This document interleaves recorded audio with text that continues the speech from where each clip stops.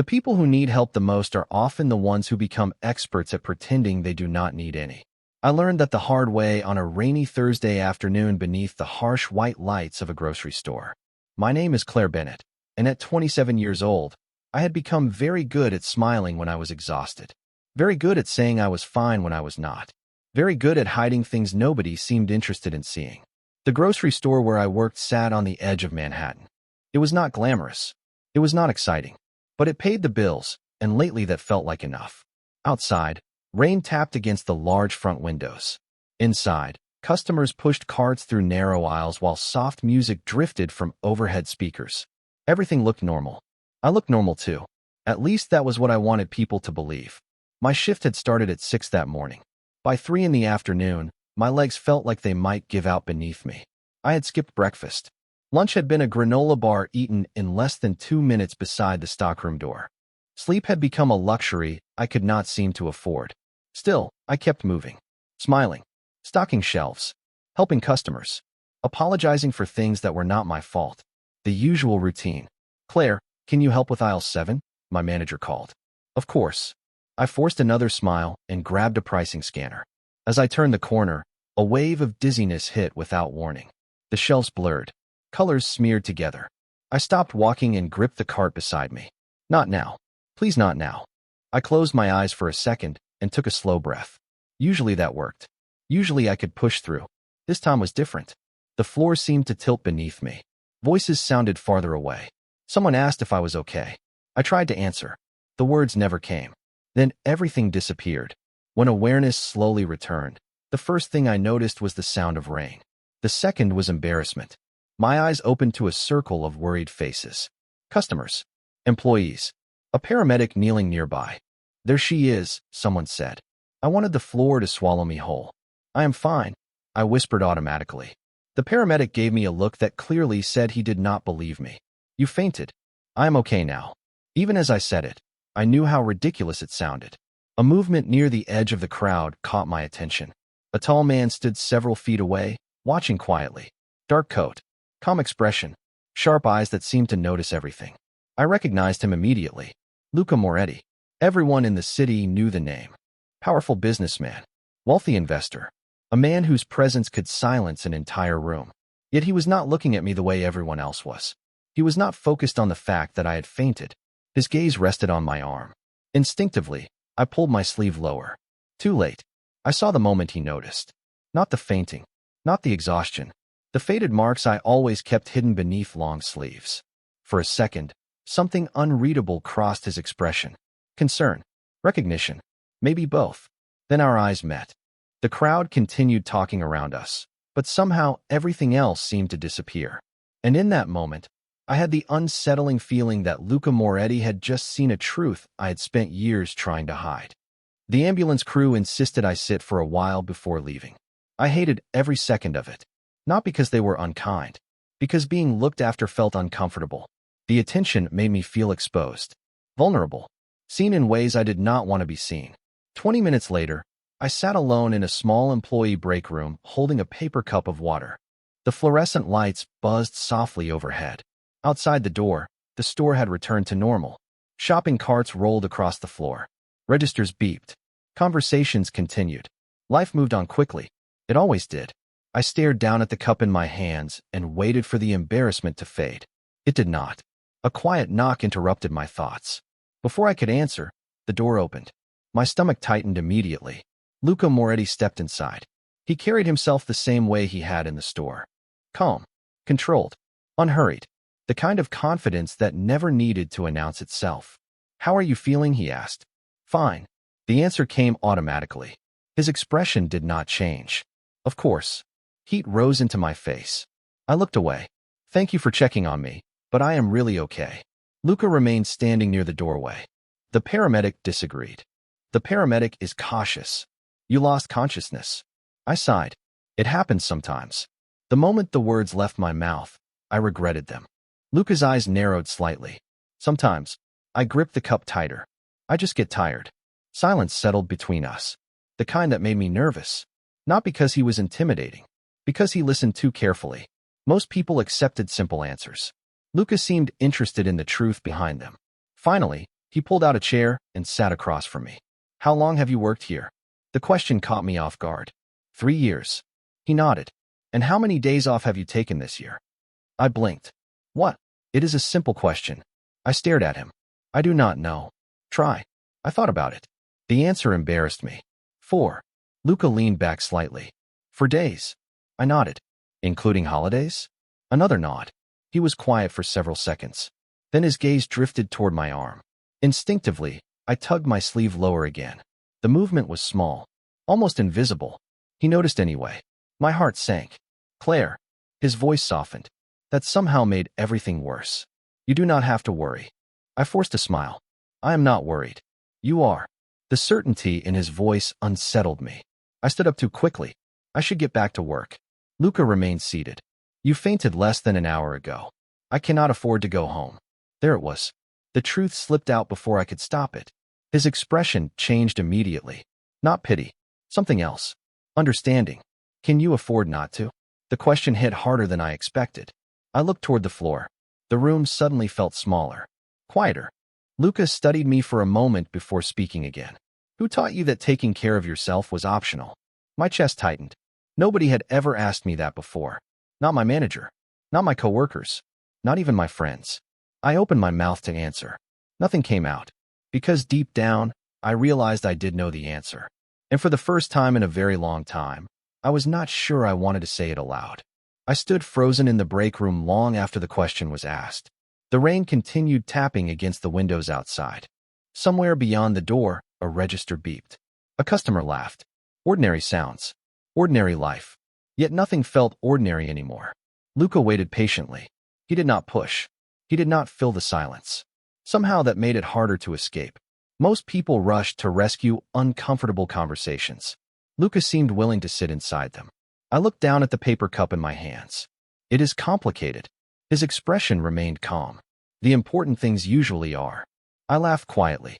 Not because it was funny. Because it was true. My shoulders felt heavy. Everything felt heavy. When I was younger, I learned that being useful was the easiest way to avoid disappointing people. The words sounded strange once they were spoken aloud. Luca listened carefully. If I worked harder, people were happy. If I stayed quiet, people were happy. If I ignored my own needs, people were happy. I stared at the floor. After a while, it became normal. The room grew quiet. And what happened when you needed something? Luca asked. I immediately shrugged. Nothing. His eyes narrowed slightly. Nothing. I forced a smile. Nobody had time. The answer escaped before I could stop it. A familiar embarrassment followed. I hated sounding vulnerable. Hated admitting how lonely some parts of my life felt. Luca leaned forward slightly. Claire. I looked up. That is not normal. The certainty in his voice caught me off guard. Maybe not for you. Not for anyone. I wanted to argue. Instead, I found myself looking away. Deep down, part of me knew he was right. The problem was that unhealthy things can start feeling normal if you live with them long enough. Eventually, you stop questioning them. You stop noticing them. They become part of the furniture. Lucas seemed to understand exactly what I was thinking. You have spent so much time adapting to difficult circumstances that you started believing they were ordinary. I stared at him. The accuracy of that statement made my chest tighten. How do you know that? A faint sadness crossed his face. Because I have seen it before. Before I could ask what he meant, my manager appeared at the doorway. Claire, are you sure you should be here? The concern in her voice was genuine. I am okay.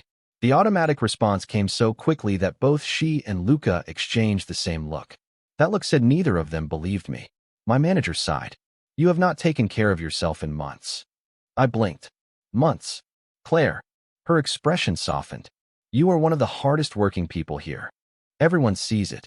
Everyone sees it. The words echoed unexpectedly. For years, I had believed nobody noticed. Nobody cared. Yet suddenly I was hearing something different. Lucas stood. Sometimes people notice more than we think. My manager nodded in agreement before quietly leaving the room. The door closed again. Silence returned. I stared at the table. Luca remained beside the chair. Then he asked a question so simple it almost hurt. When was the last time someone took care of you? I opened my mouth to answer. Nothing came out. Because I honestly could not remember. And judging by the look in Luca Moretti's eyes, he already knew that. I did not answer Luca's question.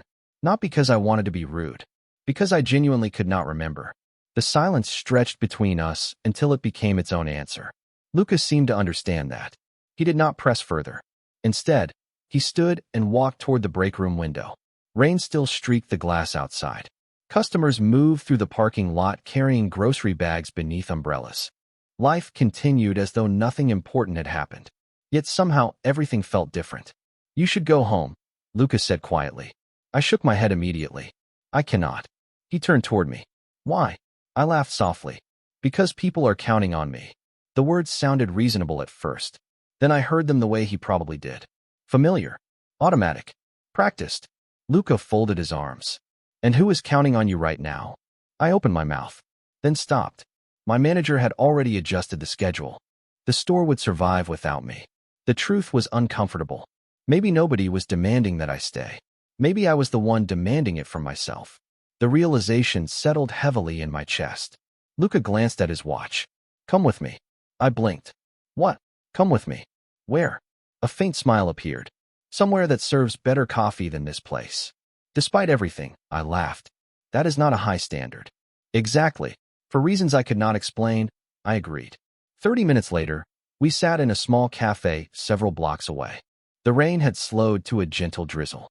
Warm light filled the room. Fresh coffee and baked bread scented the air. It felt impossibly peaceful compared to the chaos inside my head. Lucas sat across from me, stirring his coffee while people quietly talked around us. Nobody seemed to recognize him. Or maybe they did and simply respected his privacy. Either way, he looked surprisingly comfortable here. Human. Normal. "You keep looking surprised," he said. "I am." "Why?" I studied him for a moment. "Because you could be anywhere in the city." He raised an eyebrow. "And you are here." Lucas smiled slightly. "Maybe this is where I want to be." The answer caught me off guard. I looked down at my coffee. For a while, neither of us spoke. The silence felt easier now, less threatening. Then Luca asked a question that seemed simple at first. "Do you know what worried me most today?" My hand tightened around the cup. Instantly, I thought about the fainting, the exhaustion, the marks I always kept hidden beneath long sleeves. Before I could answer, he shook his head. "It was not that you collapsed." I looked up.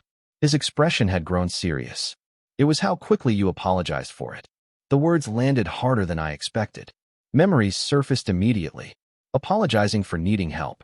Apologizing for being tired. Apologizing for taking up space. Apologizing for things that were never my responsibility. Lucas seemed to read every thought crossing my face. "People are not supposed to earn basic care, Claire." His voice remained calm. "They are supposed to receive it." I stared out the cafe window as rain slid slowly down the glass. Somewhere deep inside, something shifted. Small, fragile, but real. For the first time in years, I began to wonder if the life I was living was not normal after all. And that possibility frightened me almost as much as it gave me hope. The next morning, I woke up before my alarm and stared at the ceiling of my small apartment. Rain clouds had finally moved on, leaving pale sunlight filtering through the curtains. Normally, the first thing I felt each morning was pressure. The list of responsibilities waiting for me. The mistakes I might make. The expectations I would spend the day trying to meet. This morning felt different. Not better exactly, just different. Luca's words from the cafe lingered in my mind. People are not supposed to earn basic care. They are supposed to receive it. I carried that thought with me all the way to work. The grocery store looked the same as always. Shopping carts lined the entrance. Fresh produce filled the front displays. Employees moved quickly between aisles. Yet something strange happened during my shift. For the first time, I started noticing things I usually ignored. The ache in my shoulders. The exhaustion behind my smile. The way I apologized whenever someone bumped into me. The way I volunteered for every extra task before anyone could even ask. It was as if a light had been switched on inside my mind. Around noon, my manager approached while I was stocking shelves. "Claire, why are you here?" I blinked. "I work here." She laughed softly. "I know that. I mean after yesterday." I shrugged. "I feel better." She studied me carefully. "Do you?" The question sounded familiar. Luca had a way of asking questions that made simple answers impossible. Apparently, my manager was developing the same habit. Before I could respond, she handed me a small envelope. "What is this?" I asked. "Open it." Inside was a gift card and a handwritten note signed by nearly every employee in the store. My chest tightened immediately. Thank you for always helping. Thank you for making difficult days easier. Thank you for being kind. Thank you for being here. I read the messages twice. Then a third time. Why would they do this? My manager looked genuinely surprised. Because they care about you. I stared at the note. The answer felt impossible. Not because it was unkind. Because it challenged something I had believed for years. That people only valued what I did for them. Not who I was. The rest of the afternoon passed in a blur. Near the end of my shift, I stepped outside for fresh air. The city felt brighter beneath the afternoon sun. Cars moved steadily along the street. Pedestrians hurried past carrying shopping bags and coffee cups. Then I noticed a familiar black sedan parked across the road. My heart skipped unexpectedly. Lucas stood beside it speaking on the phone. He looked exactly as I remembered. Calm, composed, effortlessly confident. A few moments later, he noticed me. The call ended. He crossed the street and stopped beside me. How was work? He asked. I held up the note from my coworkers. A faint smile appeared as he read it. Looks like I am not the only one who sees it. I looked down at the signatures covering the page. For the first time, I did not immediately dismiss the kindness. I did not search for reasons it was not true. Lucas seemed to notice. Of course he did. That is progress. I laughed softly. Maybe. He glanced toward the note one last time. Then back at me. Claire, sometimes the safest place is not somewhere you go. I frowned. What does that mean? His expression softened. Sometimes it is realizing you were never as alone as you thought. Over the next 2 weeks, something unexpected happened. My life did not magically become easier. The bills still arrived. The long shift still existed. The apartment was still small. Yet the constant feeling of drowning slowly began to fade. Not because my circumstances changed. Because I started changing the way I carried them. I began taking lunch breaks instead of working through them. I started sleeping more than 4 hours a night. Small things. Ordinary things. Yet each one felt strangely rebellious. As though I was breaking rules I had spent years obeying. One evening after work, I found myself sitting across from Luca again. This time we were in a quiet restaurant overlooking the Hudson River. Soft lights reflected across the water outside. The city skyline glowed in the distance. For a while, we talked about simple things. Books, movies, places we wanted to visit someday. The conversation felt easy, natural. Then Luca asked a question that changed everything. What happened to your arm? The room suddenly felt very still. My hand instinctively moved toward the sleeve covering the faded marks. For several seconds, I stared out at the river. Part of me wanted to change the subject. Another part was exhausted from hiding. Luca did not pressure me. He simply waited. Finally, I took a slow breath. My father believed criticism was motivation. The words felt heavy leaving my mouth. Nothing was ever good enough. I stared at the reflection of city lights dancing across the water. Perfect grades were expected. Perfect behavior was expected. Perfect decisions were expected. Luca remained silent, listening, the way he always did. If I succeeded, it was what I was supposed to do. If I failed, I heard about it for weeks. My voice softened. Eventually, I stopped seeing myself as a person. I swallowed hard. I became a project that always needed improvement. The admission hurt more than I expected. Not because it was new, because it was true. Luca's expression grew quieter, sadder. And the marks? I looked down. Years ago, I started grabbing my own arm whenever I felt overwhelmed. The confession embarrassed me immediately. Not to hurt myself. I searched for the right words. To force myself to keep going. The restaurant faded around us. The conversations. The music. The clinking glasses. None of it seemed to exist anymore. Luca's gaze never left mine. There was no judgment there. No shock. Only understanding. Claire. His voice was calm. Gentle. You deserved compassion long before you earned exhaustion. My eyes burned unexpectedly. I looked away before he could notice. Unfortunately, Luca noticed everything. The hardest part of healing, he continued quietly, is accepting that the pain made sense. I frowned slightly. What does that mean? He leaned back in his chair. It means you survived the only way you knew how. The words settled deep inside me.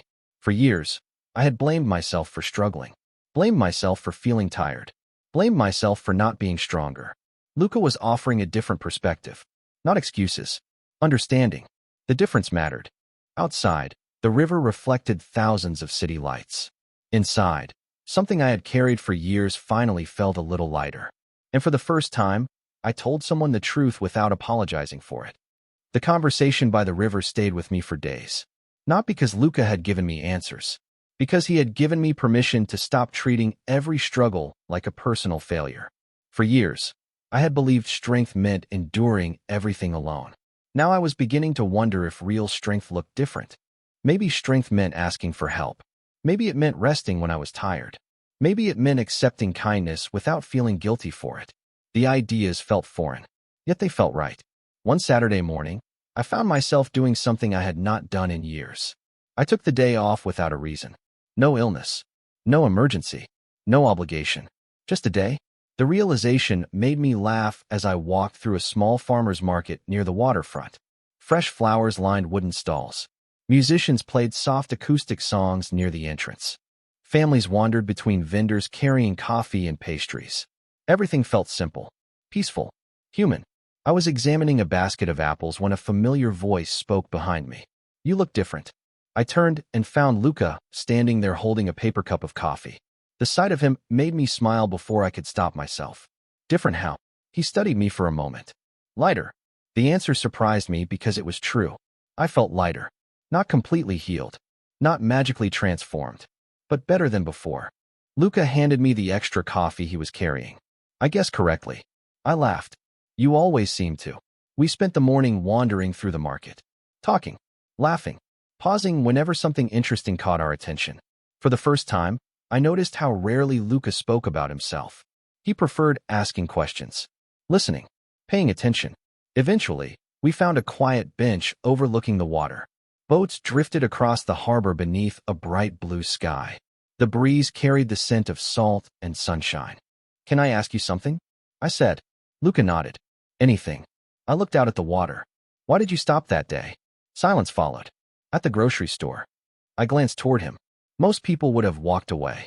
Luca leaned back against the bench. For a moment, his gaze followed the distant boats. Then he answered, "Because I recognized something." I waited. My mother used to hide her exhaustion the same way. The confession surprised me. Luca rarely volunteered personal information. She spent years taking care of everyone around her. His voice softened. Nobody noticed she was falling apart until she could not hide it anymore. I listened quietly. After that, I promised myself something. He looked toward me. If I ever saw someone carrying more than they should, I would not ignore it. The simplicity of the answer made my chest tighten. Not because it was dramatic, because it was sincere. We sat quietly for several moments. The sunlight reflected across the water. Nearby, a child laughed while feeding birds near the shoreline. Life moved gently around us. Then Lucas smiled. "Besides." I raised an eyebrow. "Besides what?" His expression turned thoughtful. "The moment I met you, I had a feeling you spent most of your life taking care of everyone except yourself." I laughed softly. Was it that obvious? Only to someone who has done the same thing. The answer settled warmly inside me. For the first time, I realized something important. Luca was not helping me because he saw weakness. He was helping me because he understood the weight I had been carrying. And somehow, that understanding made me feel safer than anything else ever had. The real test arrived on a Tuesday evening. Not in a dramatic moment. Not with raised voices or impossible choices. It arrived in the form of a phone call. I was finishing my shift when my phone lit up with my father's name. For a second, I simply stared at the screen.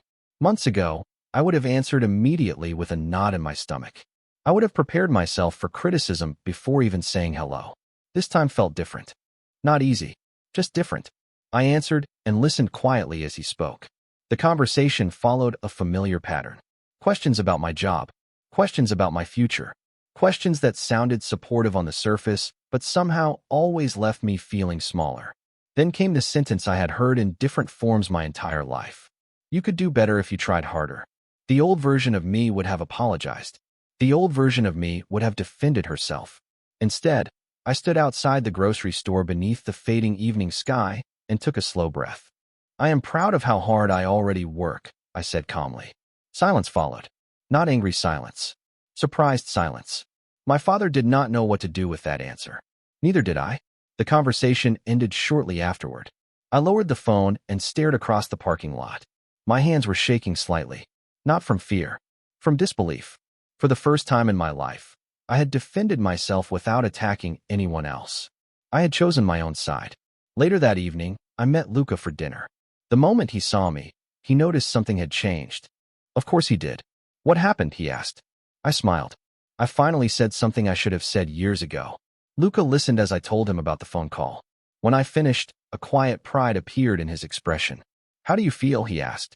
I considered the question carefully. Terrified. He laughed softly. Good. I stared at him. Good. Growth usually feels uncomfortable. The answer made me smile. We spent the rest of the evening talking about everything and nothing. The city lights shimmered beyond the restaurant windows. The conversation flowed easily. Somewhere between discussing favorite books and future plans, I realized something important. I was no longer measuring every word I said. I was no longer worried about saying the wrong thing. Around Luca, I felt accepted before I performed, valued before I achieved, seen before I explained. The realization settled warmly inside me. As we walked outside afterward, cool autumn air drifted through the streets. Traffic moved steadily through Manhattan. The city glowed around us. Luca and I paused near the river, watching reflections dance across the water. You know, he said quietly, most people think healing means becoming someone new. I looked toward him. What do you think it means? His gaze remained fixed on the river. I think it means becoming who you were before the world convinced you that you were not enough. The words lingered between us. For a long moment, neither of us spoke. Because deep down, I knew he was right. I was not becoming a different person. I was finding my way back to someone I had lost a long time ago. And for the first time, that journey no longer felt impossible. 6 months later, I found myself standing in the exact spot where everything had started. The grocery store looked almost unchanged. The same sliding doors opened and closed. The same shopping carts rattled across the floor. The same bright lights reflected from polished tile. Yet the woman standing there was not the same person. I smiled as I watched customers move through the aisles. My shifts were shorter now. My health was better. More importantly, I no longer measured my worth by how much I could endure. Somewhere along the way, I had learned a lesson that changed everything. Survival was not the same thing as living. The store manager approached carrying a clipboard and laughed. You know, you actually take lunch breaks now. I smiled. I know. It is shocking. She shook her head.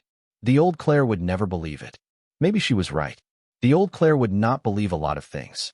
She would not believe that people genuinely cared about her. She would not believe that saying no could feel healthy instead of selfish. She definitely would not believe that someone like Luca Moretti would become one of the most important people in her life. Later that afternoon, my shift ended, and I stepped outside into the warm spring sunlight.